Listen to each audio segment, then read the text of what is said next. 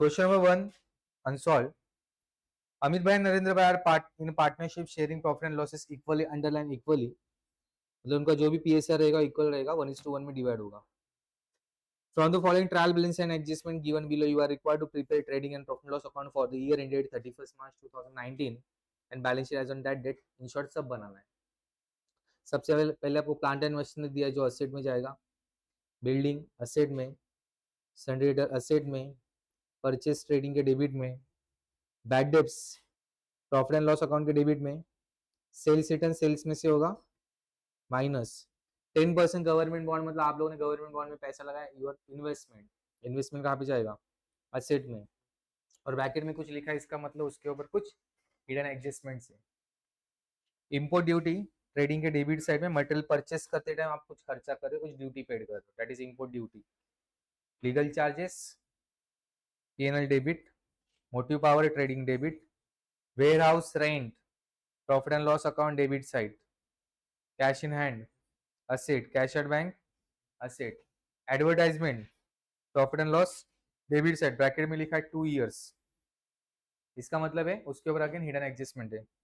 Salary PNL debit, rent PNL debit, drawing partners capital account debit side, furniture asset, bills receivable asset, freehold premises asset. Capital account या अमित और नरेंद्र का जो जाएगा partners capital के credit side में, sales trading के credit side में, bills receivable sorry bills payable liability, discount profit and loss account credit side, creditor liability. RDD हम लोग को बैड डेज में एडजस्ट करना पड़ेगा. यहाँ पे किधर तो बैड डेज दिया हुआ है शायद, किधर गया बैड डेज? हाँ, इसमें हम लोग क्या करेंगे, इसको एडजस्ट करेंगे. Bank loan liability, purchase return minus होगा परचेस में से. तो पोस्टिंग में ऐसे कुछ खास दम नहीं बच्चे लोग. Stock on hand on 31st March 2019 was valued 43,000. Star mark करो, इसका एंट्री लास्ट में करेंगे.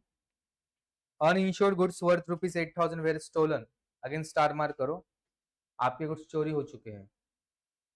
आरडीडी एट 2% डेटर्स, डेटर्स के सामने लिखो 3, सन्डे डेटर के सामने लिखो 3. क्या आपको आरडीडी मेंटेन करना है?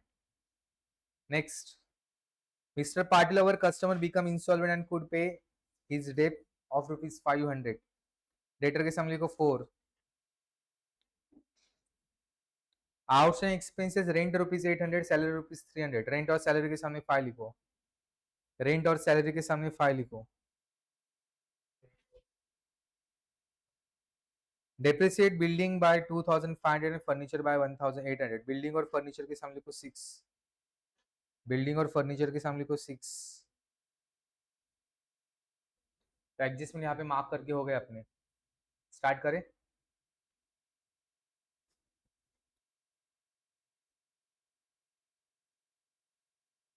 क्वेश्चन तुम्हारे पास है, आप बोलते जाओगे. सबसे पहले आइटम चेक करो, आप लोगों को trading account sorry opening stock दिया हुआ है क्या?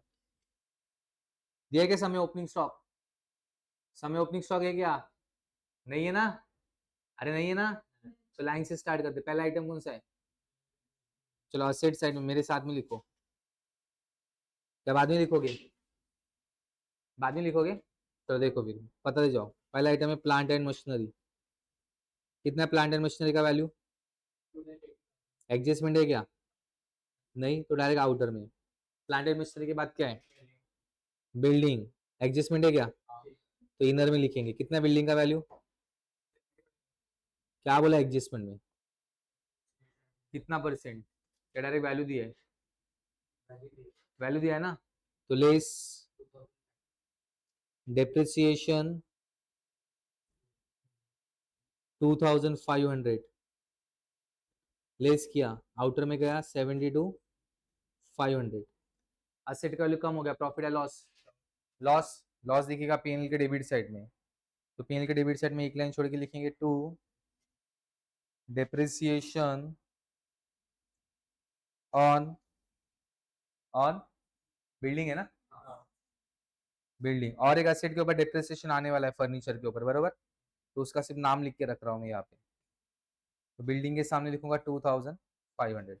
चलो बताओ बिल्डिंग के बाद में क्या है? परचेस सन्ड्री डेटर लिखो, असेट साइड में सन्ड्री डेटर, सन्ड्री डेटर का वैल्यू कितना दिया हुआ है 28, एडजस्टमेंट है ना, एडजस्टमेंट 3 और 4 है, 3 में बोला आरडीडी, 4 में बोला है एक कस्टमर है उसने अपना पैसा डुबाया है, डुबाया मतलब बैड डेब्ट्स हो गया, तो लेस बैड डेब्ट्स, कितना बोला है बैड डेब्ट्स, कितना पैसा डुबाया है, एडजस्टमेंट नंबर 4 रीड करो, 4 500 लेस करके इनर में गया 28 200, एडजस्टमेंट नंबर 3 में बोला है आरडीडी चार्ज करना, एडजस्टमेंट नंबर 3 रीड करो, एडजस्टमेंट नंबर 3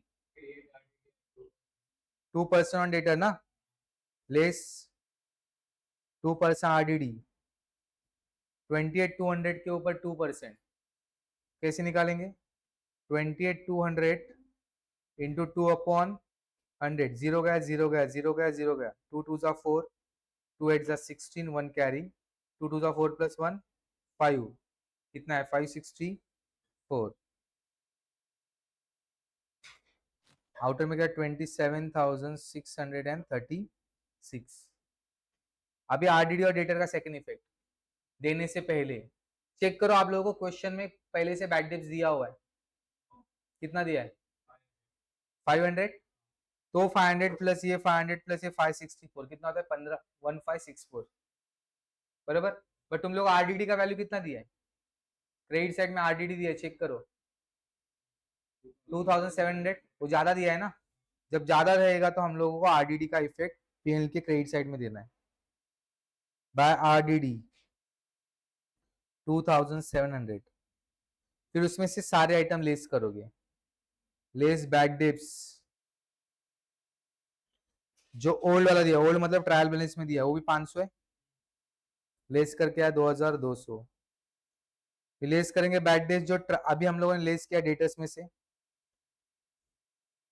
उसको न्यू बैड डेज बोलेंगे, वो भी 500 है, हुआ 1700, लेस अभी हम लोगों ने आरडीडी चार्ज किया ना डेटर के ऊपर 2%, वो भी न्यू है, हो गए 564, जो हम लोगों ने लेस किए ना ये दो आइटम, अभी ये दो आइटम लेस किए ना यहाँ से, वो भी उधर से लेस करने का आरडीडी में से लेस किया, आउटर में कितना आया 1136, ओके। अब बताओ डेटर के बाद में क्या दिया है,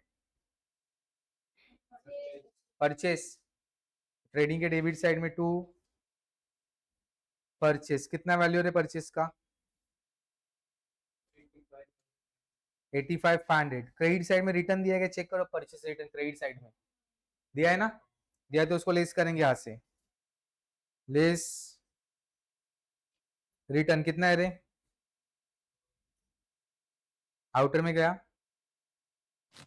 83,500, चलो बताओ परचेस के बाद में क्या है, पर उसके लिए पहले सेल का एंट्री करना पड़ेगा, बॅड डेज हो चुका है ना, बाय सेल्स बॅड डेज झालं ना, आपण इथे लिहिलं ना 500 प्लेस केलं, सेल्स, सेल्स का वैल्यू कितना दिया है क्या, सेल क्रेडिट साइड में होगा बच्चे लोग 1,80,000, उसमें से लेस होगा सेल्स रिटर्न, सेल्स रिटर्न का वैल्यू कितना है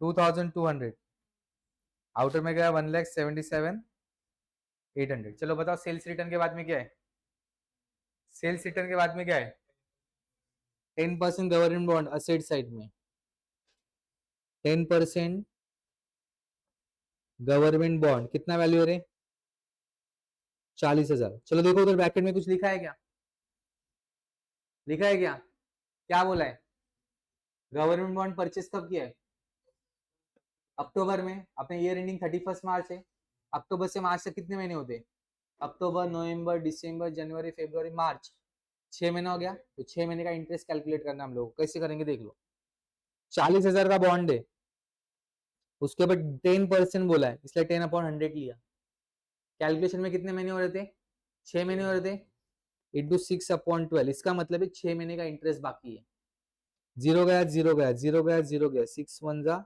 6 2 जा 12, 2 1 जा 2 2 जा 4, आया कितना 2000। तो ऐड आउटस्टैंडिंग इंटरेस्ट 2000, 42,000 हो गया। अभी इन्वेस्टमेंट के ऊपर इंटरेस्ट मिलता है कि हम लोग देते? इन्वेस्टमेंट हम लोग ने कहाँ पे किया, तो इंटरेस्ट मिलता है कि हम लोग देते? मिलता है, तो अपने लिए इनकम हो गया। तो उसका सेकंड वर्ग जाएगा पीएनएल के क्रेडिट साइड में। पीएनएल के क्रेडिट में इनकम दिखाए जाते हैं bye interest on government bond. कितना वैल्यू है रे? 2000 जो अभी निकाला। चलो बताओ गवर्नमेंट बॉन्ड के बाद में क्या है? इंपोर्ट ड्यूटी ट्रेडिंग के डेबिट साइड में। मटेरियल परचेस करे टाइम में खर्चा लगता है, कितना वैल्यू है रे? 1800। उसके बाद legal charges profit and loss के डेबिट में 2 लीगल चार्जेस कितना है? उसके बाद मोटी पावर ट्रेडिंग के डेबिट में मशीनरी का खर्चा है ये, कितना है रे? 12,000। उसके बाद वेयर हाउस रेंट पीएनएल के डेबिट में कितना है रे? 1800। उसके बाद कैश इन हैंड मतलब अपने पास कैश पड़ा, अपना असेट है, कितना है? 20,000। कैश इन हैंड के बाद कैश एट बैंक कितना है? 70,000। उसके बाद एडवर्टाइजमेंट पीएनएल के डेबिट में सेलिंग रिलेटेड खर्चा है, टू एडवर्टाइजमेंट। अमाउंट लिखने से पहले चेक करो उसके सामने कुछ ब्रैकेट में लिखा है क्या? लिखा है ना? उसका मतलब उसके ऊपर हिडन एडजस्टमेंट है। एडवर्टाइजमेंट का वैल्यू बताओ कितना है? 10,000। अब ब्रैकेट में क्या लिखा है? सिर्फ इतना लिखा है।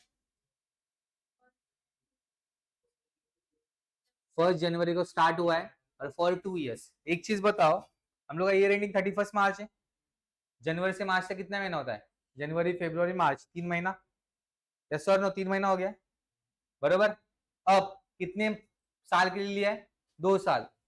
2 साल में महीने कितने होते? 24। यस और नो? तो उसमें से 3 महीने का भी हम लोगों ने यूज कर लिया। 24 में से अगर 3 महीने का यूज कर लिया तो और कितने साल का बचा है? कितने महीने का बचा है? रिपीट कर रहा हूं, 2 साल मतलब 24 महीना होता है। उसमें 3 महीना हम लोगों ने अभी यूज कर लिया। अगर 24 महीने में से 3 महीना हम लोगों ने यूज कर लिया मतलब अभी बचा कितना और महीना? 21 मंथ बचे। तो 21 मंथ का हम लोगों ने एडवांस में दिया है। एडवांस तो करंट ईयर में दिखना नहीं चाहिए, इसलिए हटाएंगे। लेस एडवांस या प्रीपेड एडवर्टाइजमेंट वैल्यू कितना आएगा देख लो यहाँ पे। 10,000 अगर 2 साल मतलब 24 महीने का है तो 21 महीने का कितना रहेगा? 21 मंथ का कितना रहेगा? समझा? तो आएगा 8750। आउटर में क्या? 1250। जो इस साल यूज किया उसी का दिखना चाहिए। लिहा नंतर रे पहले समझून घ्या ना। 2 साल का पेड किया और 2 साल का हम लोग को दिखाना नहीं है। जितना हम लोगों ने इस साल यूज किया उतना ही दिखाना। हम लोग ने 3 महीना यूज किया है ना, तो 3 महीने का 1250 वही दिखना चाहिए। जो एडवांस दिया है उसको दिखाना, उसको हटाया मैं नहीं आपसे। अभी एडवांस हम लोग फ्यूचर में यूज करने वाले, तो उसका सेकंड इफेक्ट कहाँ पे जाएगा? असेट में। एडवांस एडवर्टाइजमेंट 8750 उधर से जो लेस किया यहाँ पे दिखा है। चलो बोलो आगे क्या? एडवर्टाइजमेंट के बाद सैलरी, कोई एडजस्टमेंट है क्या? तो पीएनएल के डेबिट में टू सैलरी कितना वैल्यू है रे? क्या बोला एडजस्टमेंट में? आउटस्टैंडिंग क्या करते? मतलब पेड करने का बाकी है। आउटस्टैंडिंग सैलरी कितना? Outstanding salary 300। ऐड करके आउटर में क्या? 4,100। अब एक चीज बताओ, सैलरी पेड करने का बाकी अपने लिए असेट है क्या लाइबिलिटी? पेड करने का बाकी लाइबिलिटी। तो सेकंड इफेक्ट लाइबिलिटी साइड में 4 लाइन छोड़ के आउटस्टैंडिंग सैलरी कितना है? उसके बाद क्या है? रेंट एडजस्टमेंट है क्या? तो पीएनएल के डेबिट में लिखेंगे टू रेंट, कितना वैल्यू है? क्या बोला एडजस्टमेंट में? ये भी आउटस्टैंडिंग है, अगेन ऐड होगा।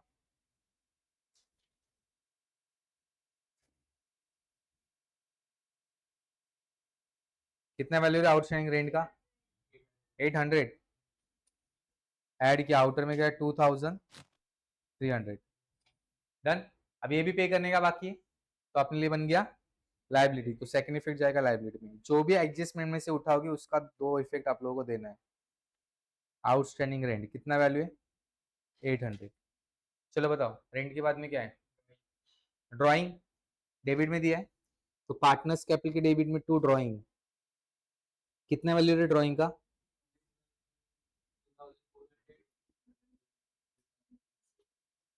अमित और नरेंद्र, कितना है अमित का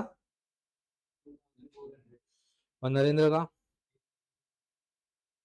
उसके बाद असेट साइड में फर्नीचर एडजस्टमेंट है ना, फर्नीचर के ऊपर कितना है फर्नीचर का वैल्यू? 1,95,000 लेस डेप्रिसिएशन बोला है, कितना बोला रे डेप्रिसिएशन? हाँ कितना वैल्यू दिया है? लेस किया, आउटर में गया 1,94,000। अभी एसेट का वैल्यू कम हुआ, प्रॉफिट या लॉस? लॉस का भी दिखेगा पीएनएल के। और हम लोगों ने फर्नीचर पहले से लिख के रखा है, सिर्फ अमाउंट लिखना है 1,800। आउटर में गया 4,300। चलो बताओ रेंट के बाद क्या है, सॉरी फर्नीचर के बाद क्या है? असेट साइड में बिल्स रिसीवेबल कितना है? 20,000। बिल्स रिसीवेबल के बाद फ्री होल्ड प्रॉपर्टी भी असेट है, कितना है? 41,000। उसके बाद कैपिटल पार्टनर्स कैपिटल के क्रेडिट साइड में बाय बैलेंस ब्रॉड डाउन। चलो बताओ अमित भाई का कितना है? 3,50,000। 50,000। हाँ 3 लाख। हाँ उसके बाद सेल हो चुका है। बिल्स पेबल लाइबिलिटी साइड पे करने का बाकी है, कितना वैल्यू है रे? 8,500। चलो बिल्स पेबल के बाद क्या है? क्रेडिट साइड में है ना, तो प्रॉफिट एंड लॉस के क्रेडिट में, डेबिट में होता है डेबिट में लिखते हैं। कितना डिस्काउंट का वैल्यू? उसके बाद क्रेडिटर लाइबिलिटी साइड में क्रेडिटर कितना है? उसके बाद बैंक लोन भी लाइबिलिटी है, कितना है? उसके बाद हो चुका है। अभी दो एडजस्टमेंट बाकी है, एडजस्टमेंट नंबर 1 एंड 2। 1 में क्लोजिंग स्टॉक लिखा है और 2 में बोला है गुड्स चोरी हो गए ना, तो पहले चोरी का एंट्री करते हैं। गुड्स चोरी हो गए मतलब गए तुम्हारे यहाँ से, goods lost due to theft, कितना है रे?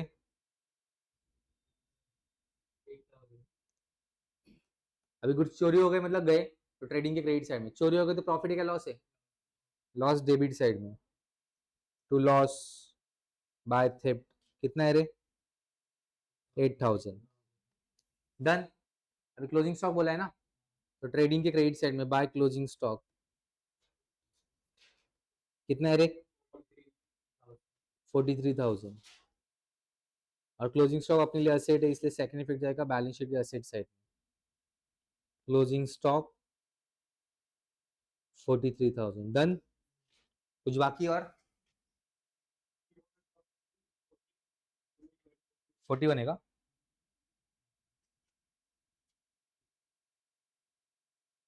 और चलो फटाफट लिखो, और क्लोज भी तुम लोगों को करना है, मैंने क्लोज करना सिखाया तुम लोगों को ऑलरेडी।